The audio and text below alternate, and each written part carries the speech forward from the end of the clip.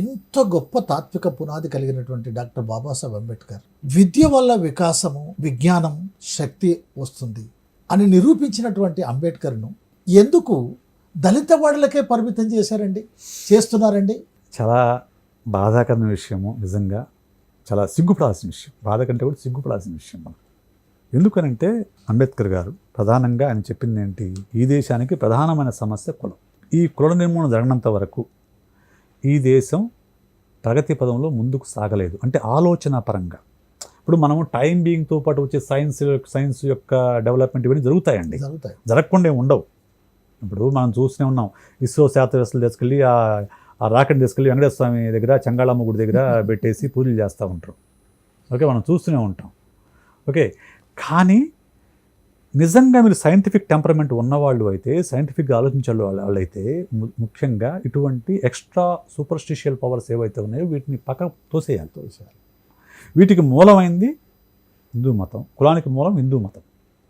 దీన్ని పక్కకు పోగొట్టినంత వరకు, దీని నుంచి నువ్వు బయటకు రానంత వరకు నువ్వు సైంటిఫిక్ టెంపరమెంట్తో, నిజమైన సైంటిఫిక్ టెంపరమెంట్తో ఆలోచించలేవు అనే విషయాన్ని అంబేద్కర్ పదే పదే చెప్పాడు.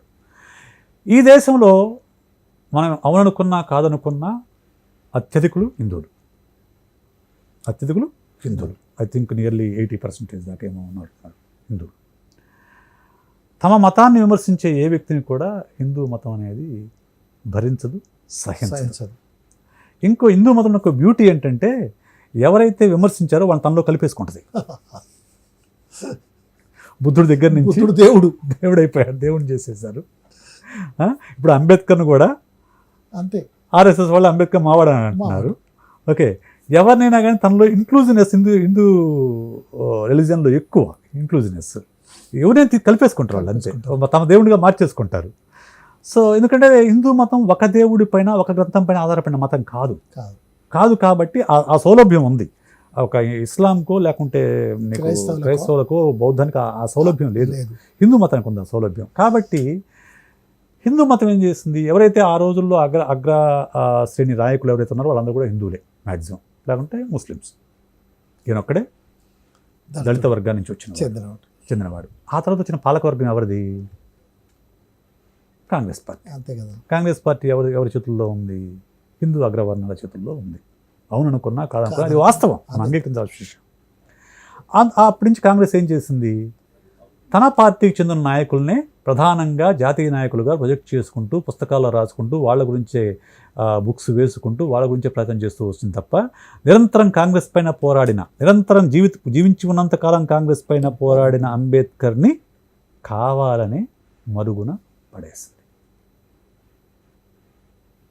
అనుమానం లేదు అందులో. అంతే.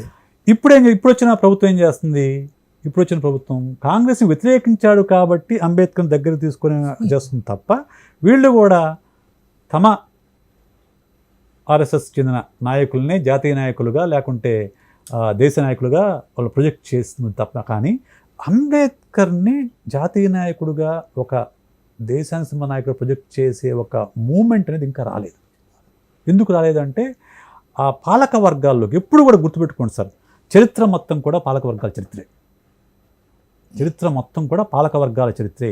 ఎవరైతే గెలిచాడో వాడే తమ గురించి, తమ వాళ్ళ గురించి రాసుకుంటాడే తప్ప, తమ పైన పోరాడిన వాడి గురించి, తమ చేతుల్లో ఓడిన వాడి గురించి ఎవరు రాయరు. వాళ్ళ నిజమైనా కానీ, వాళ్ళదే కరెక్ట్ అయినా కానీ కూడా వాళ్ళు మరుగున పడిపోవాల్సిందే. ఈ దేశంలో ఇప్పటి వరకు కూడా దళిత వర్గాలకు అధికారం దక్కలేదు కాబట్టి, దళితులు అంటే I'm not talking about SC, ST, BC, SC, ST, ఎవరైతే నాలుగో వర్గంలో ఉన్న వాళ్ళు, 4వ వర్గం 5వ వర్గంలో ఉన్న వాళ్ళందరికీ నిజమైన రాజ్యాధికారం దక్కలేదు కాబట్టి, తమ కోసం పోరాడిన అంబేద్కర్ గురించి ఎలుగెత్తి గొంతెత్తి చాటే అవకాశం ఇంకా రాలేదు.